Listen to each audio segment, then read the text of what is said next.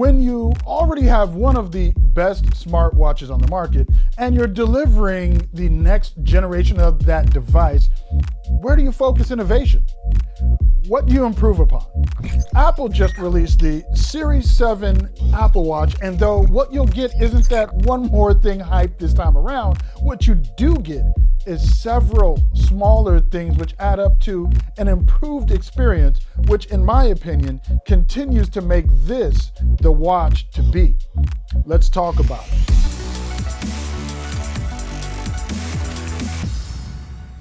Hey, if any of these videos have helped you, if this video helped you, go ahead and please consider hitting us with that thumbs up, clicking that subscribe button, and hitting that notification bell so you'll be notified when we upload the latest videos and when we run our weekly contest where we give away awesome things. First thing you're going to notice on the new Apple Watch Series 7 is the display, especially when you load up the new contour watch face that Apple showed off at a recent event. Apple says that the Series 7 has nearly 20% more screen area than the Series 6 and over 50% more screen area than the Series 3. I didn't have a 6 on hand, but here's my Series 3, and there is definitely a significant difference between the two.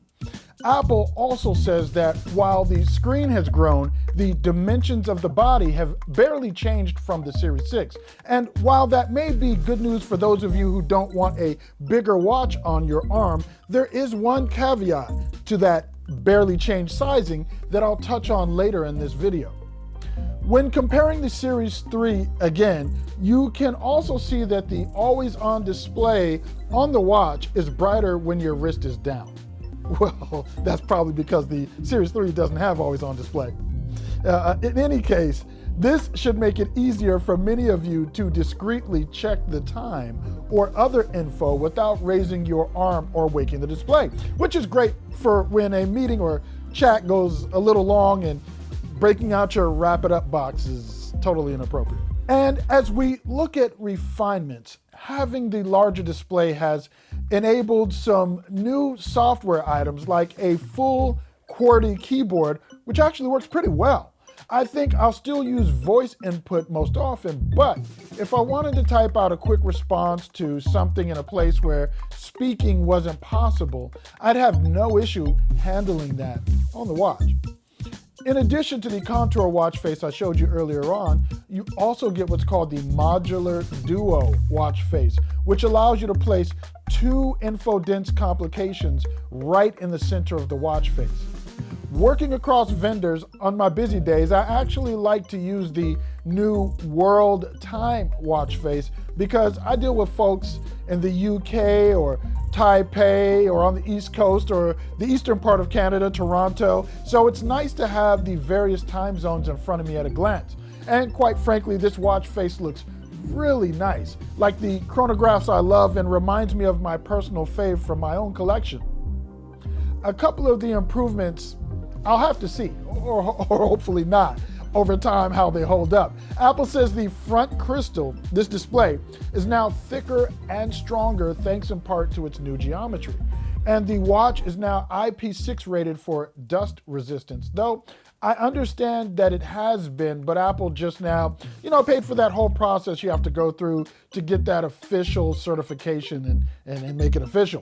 And one of the other things that is definitely a benefit of the larger screen is I use the watch when I sleep at night and use the silent alarm to wake me so that I don't wake my wife when I get up much earlier than her pre-dawn.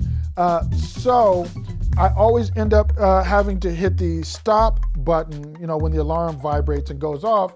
And I definitely have missed it a couple times in the middle of the night on my Series 3. And even on the Series 6, but with this larger display, a lot of the things you'll see on it are actually larger and take up more of the watch's face, including that stop button on your alarms. So it's a much easier target to hit when you're groggy at 0 dark 30.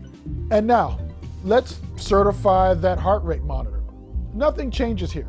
It's still pretty accurate, keeping pace with my chest-worn strap, though suffering from the same issue as the majority of optical heart rate sensors. Sudden changes in heart rate when exercising were recorded faster with the Polar H10 than the optical sensor in the Series 7. That said, the watch was faster than some of its competition to catch up and keep up. And again, I placed this pharmacy-bought blood oxygenation sensor on my finger to test against this generation's SpO2 sensor, and the results were as expected. Apple Watch was again within plus or minus 2 points of the sensor. Expected because Apple hasn't said that they've changed any of that hardware where the SpO2 sensor is concerned. And one of the things I really like about using Apple Watch for fitness is how well integrated the whole experience is. I was recently testing some Wear OS watches, and in order to get to music during exercise, you actually had to leave the exercise app completely and go to the music app.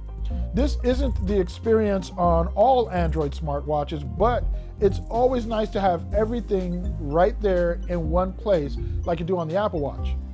In addition, getting not only a vibration on your wrist, but an audible read of your status when you're on a walk or run is highly appreciated. Some of this isn't new to Apple Watch, but is worth noting for those who may be looking at one for the first time. Side note, integration. After years of hardcore martial arts training, a long time ago I started doing Pilates, and my core was never stronger than the 18 months that I did Pilates 3 days a week.